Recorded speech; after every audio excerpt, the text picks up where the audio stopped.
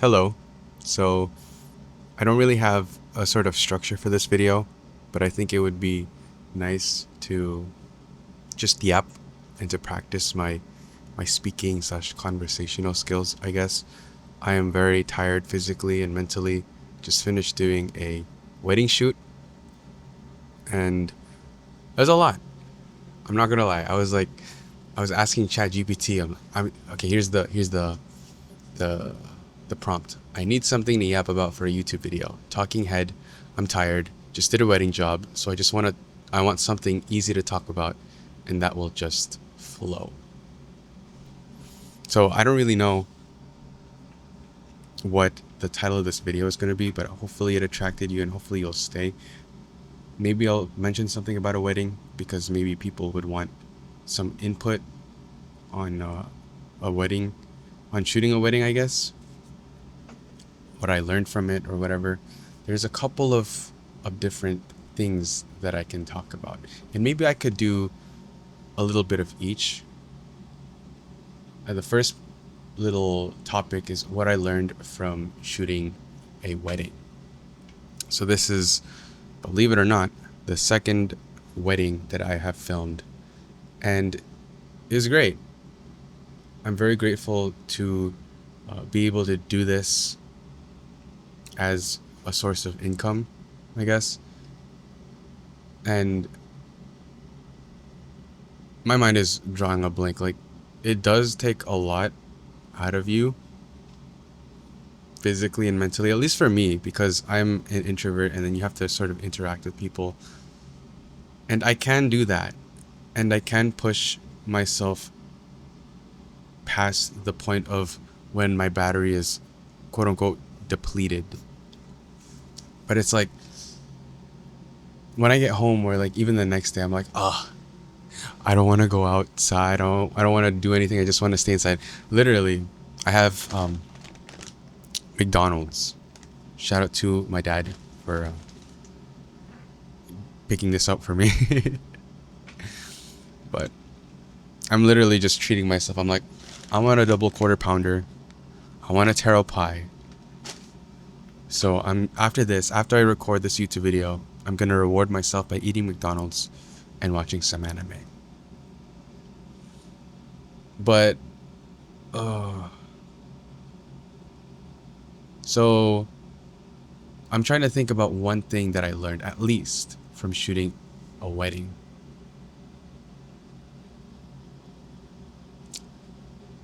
The second point is something that kind of struck me, or is that how you say it? What you do differently next time.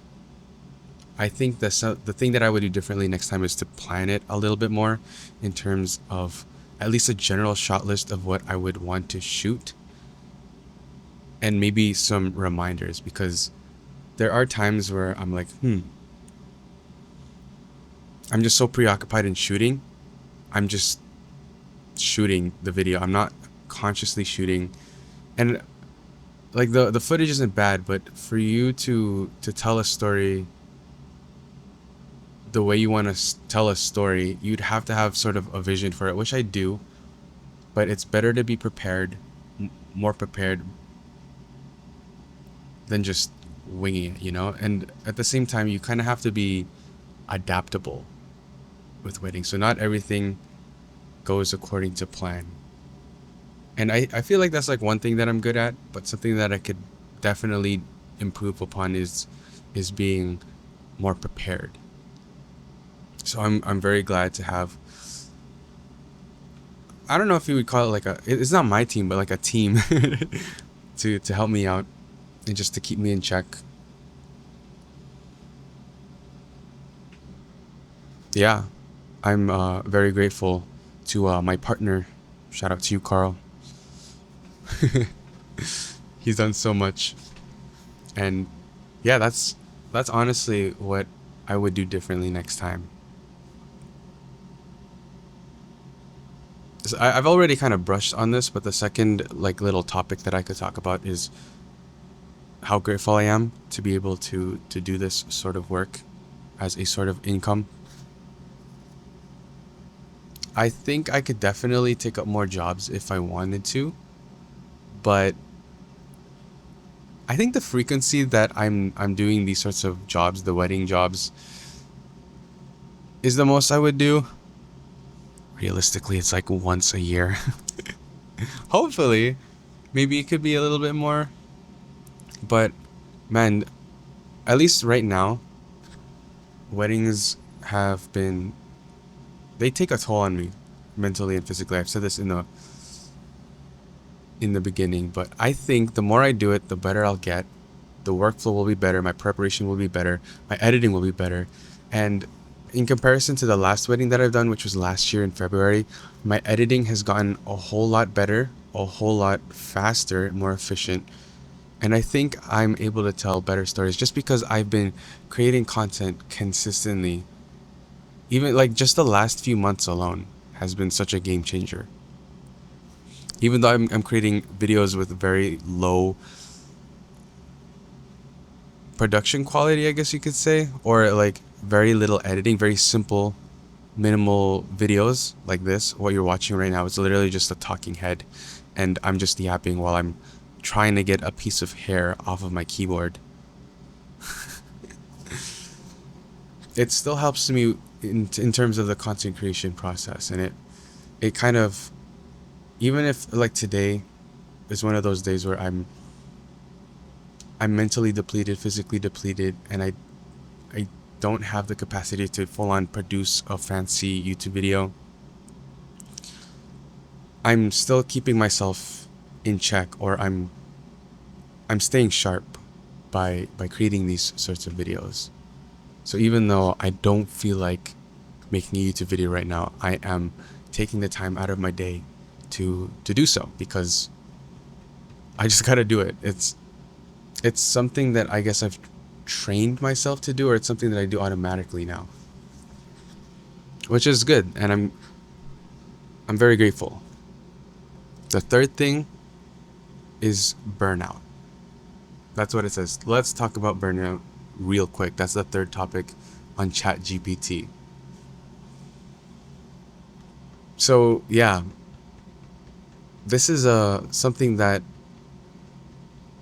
you kind of have to have a knack, like a true passion for it, because if you're doing this consistently and you're not seeing any progress in terms of views or retention or subscribers, followers, stuff like that, you're just gonna give up. You're gonna end up just not chasing whatever you want to chase anymore. So even when you're kind of past that, you have that passion, you have that drive, I guess there is still a chance of burning out. And I guess this is something that I haven't really thought about, so I guess it would be nice to express. And maybe I can't relate to this as much because I have this sort of problem of just not giving it all whenever I do things, which is, yes, a me problem. But I think because of that, I don't necessarily get burnt out as much. And that, I don't know if that's necessarily a good thing, but if you do get burnout, it's okay to take like a breath, take a break and rest a little bit. I mixed up, I combined break and rest, I think, together. It's kind of, especially if you're on the algorithm to where you're like, you get these motivational, inspirational TikToks that are like, yeah, keep working no matter what, you gotta push through. You kind of have to feel it out. When you truly need to take a break, then take that break. But if you're just lazy and you don't feel like doing it, you don't give yourself that little break, because it's not true burnout, right? So you kind of have to differentiate that. And I think that's the best way that I can explain it. That was very simple, but I don't know if that makes complete sense. Video's already 10 minutes long, by the way, just me yapping. For people, what people don't see. So a lot of, you see the ending product, the super cool, super awesome emotional video of the couple, and it, like, not many people see how many hours, days, weeks it takes in terms of pre-production, the actual wedding shoot, post-production. So pre-production, there's a lot of communication, a lot of planning, and I guess it really depends on what the client wants. And then if you have more creative freedom, you kind of have to do more research and more planning into the videos, looking at what each particular song that you want to include, how you're going to shoot the video. And there are a lot of times where you're just like, I'm just going to wing this part, and it comes out okay. But that's just one of the things. Another thing is, like, how much gear. I'm trying to minimize it to the point where I'm like, okay, I need this for this particular shoot, and then I'll leave this stuff and I'll bring this amount of stuff for the next part. So like maybe the reception, and then I'll just go home. So the more you do this, again, the more you'll be used to your workflow, the more you'll be used to what kind of equipment you'll need, and the better you'll be at it overall. But there's a lot of times where you're just like moving stuff. You have to pack the gear.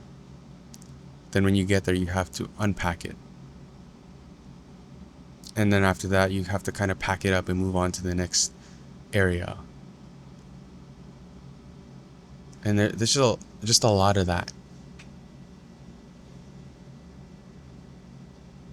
It's tough. Like, especially for these types of things, when you're freelancing, the only person that's keeping you in check is you, and I guess technically the client if you end up delivering it late. So it's sort of a double-edged sword in that sense, to where you're like, okay, I get the freedom to do what I want when I want, but at the same time, I'm the only one keeping myself accountable or in check. I hope that makes sense. 5.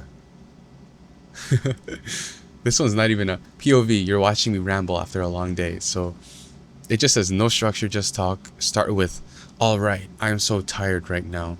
I just finished shooting a wedding and my feet are destroyed. But I figured I'd turn the camera on anyway. There's no real structure to that point. No basis for talking. It's just talk about your day. Today was actually really fun. I really enjoyed it. Like, if we're just between you and me, and it's not like a YouTube video anymore.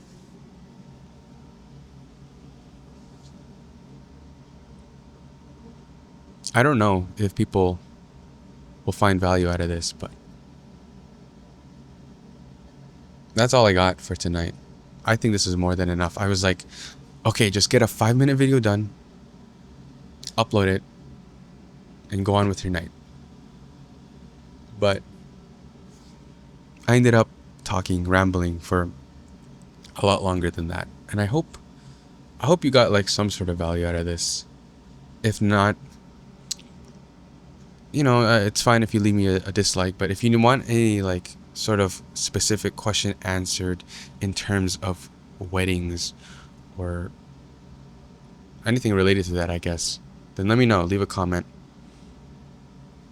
If you found this helpful, leave a like. I've got plenty of other stuff that you might like on the channel. Just a bunch of random stuff that I enjoy talking about. That's pretty much it. Thanks for listening. I'll see you tomorrow.